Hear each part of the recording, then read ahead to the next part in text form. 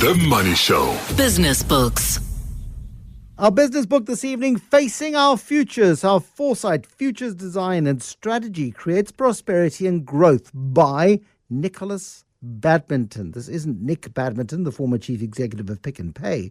It's Nikolas. Bronwyn Williams, the trend translator, the future finance specialist at Flux Trends. What has grabbed your imagination, your enormous imagination, Bronwyn Williams, when it comes to this book, Facing Our Futures? Well, first of all, I have to say I'm a bit biased for two reasons. Firstly, because Nick is a friend of mine, and I think he's great. I think he's one of the best people working in the futures space at the moment. Definitely one of the more sensible voices that strays away from pure singularityism or doomerism, which seems to be the most prevalent views in our industry. And secondly, because I do work in the futures space, so I am already, again, biased towards saying that the futures foresight strategy process is of benefit to organizations. Now that I've got my bias out of the way, I can tell you about the book itself. I've read a lot of these books, being such that it is that I do work in this industry. And I think that Nick's written one of the best ones that I've certainly come across so far, to really outline, firstly, why strategic foresight is useful to organizations and individuals too. In fact, anyone that really cares about what's going to happen next and would like to succeed more so than not in the future.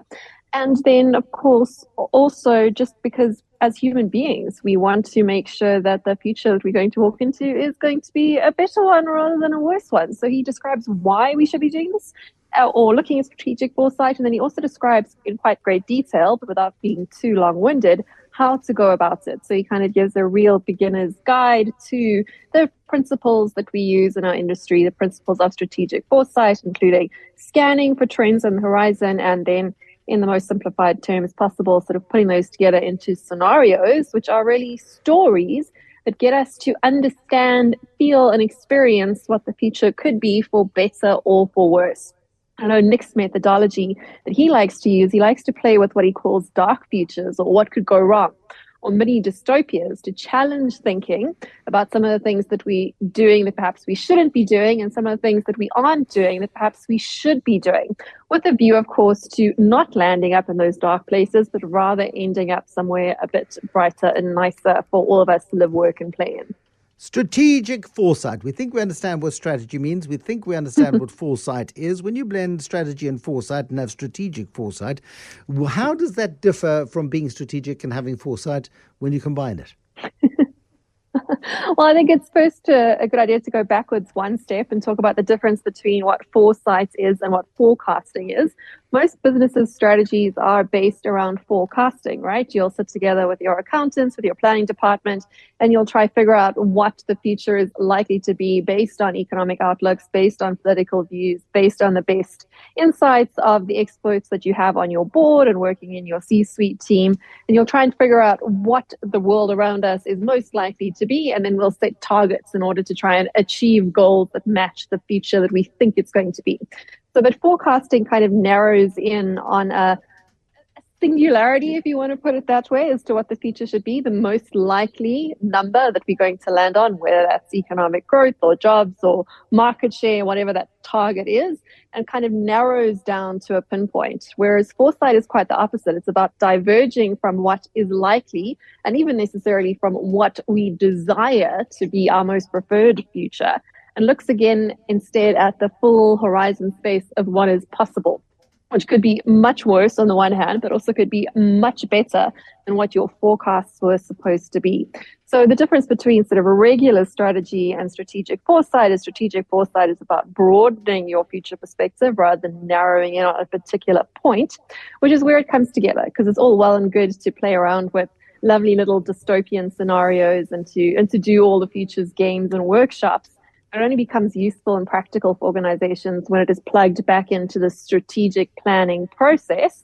And that often involves backcasting and various other tools that Nick describes in the book, where we go into the future, we broaden out our horizons, see what's possible, what's plausible, and what is preferable for us. And then once we've landed on the sort of future scenario that we actually like, we work backwards to try and make sure our strategy nudges us more likely towards what we want and less likely towards what we don't want.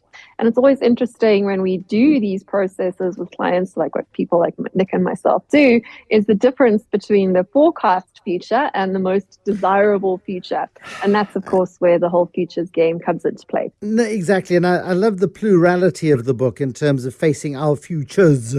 We're not talking about the future. Yes, we're talking Correct. about a multiplicity of possible futures, and that multiplicity of possible futures is based on the decisions we take today. 1 billion micro decisions today shape the future, and we have a choice of many potential futures depending on the choices that we make. Exactly. So it's quite empowering when you look at it in that way. And that's also a key thing that comes across in Nick's book, and that is critical to the whole futures and strategic foresight industry, is this idea is that it should have many voices involved in getting towards whatever futures we're heading towards, that the future is not cast in stone by what we hear from forecasters, be they economists, politicians, or powerful people in the tech and Silicon Valley parts of the world.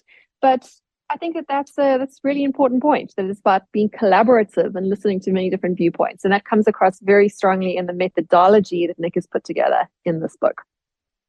In the work of helping companies and individuals and leadership teams determine strategies for a future which is by its very nature impossible to forecast precisely, you can have some stabs and look at some trends, and you can sort of suggest that these are going to be the future, the trends, and you're building a business and you'll have a view as to what you want 5 years from now. How do you wander through that quagmire, I wonder, when you walk into a room of very, very clever A-type people who have a very strong view as to what they're building for a future they believe exists, and you've got to, I suppose, challenge their preconceptions. Yeah, that's the whole name of the game, is to get people off their base case forecast future, which is the way that most people that have gone through business school have been trained to do, right? To find a number, focus on it, to achieve that goal, is to get people off that path. And the sort of the basic techniques that are used in the futures practice, which Nick goes into in the book, are first of all what we call horizon scanning, which is when you're looking out for signals of things that feel weird to us, right? So it could be something new, could be something disturbing, could be anything that gets you talking at the water cooler, and start to collect those interesting topics of conversation. And the next step is then to hopefully use a bit of sense, quite often use a professional like Nick himself or someone similar to help you make sense of those signals, those weird things that make you feel disconcerted about what's going on at the moment and what could come next, to try to put them together to see what is a trend, what is the direction we're heading in when we start to string these things together. And then, as I said, you try and layer those trends together into what could the trend mean for us. And the way to bring that to life, as I said, is through that whole idea of scenarios, which of course we led the world in here in South Africa with the likes of Clem Sumter and his scenario methodology. But it's quite often spoken about as being quite academic, and it sounds very corporate. But a scenario at its very essence is simply just a story. I mean, it captures your imagination and gets you to be able to feel and envisage for yourself what it would feel like to live in a world where these trends play out. So in the book, Nick's got some very in-depth scenarios. Like there's one whole chapter that's quite an in-depth story that he's written about a certain future that we could walk into.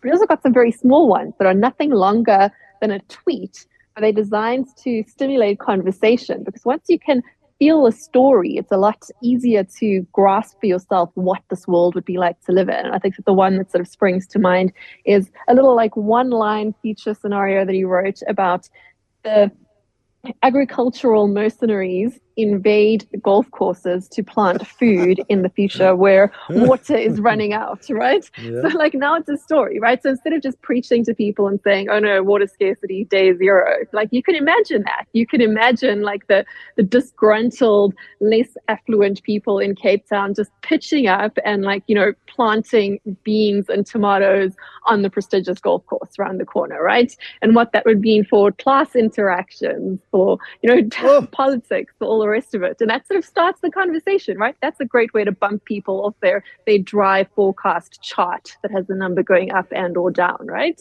The longer you're in this business, Bronwyn, are you becoming more apprehensive about the futures we face? more enthused about the futures we face, or fairly nonplussed by the futures we face?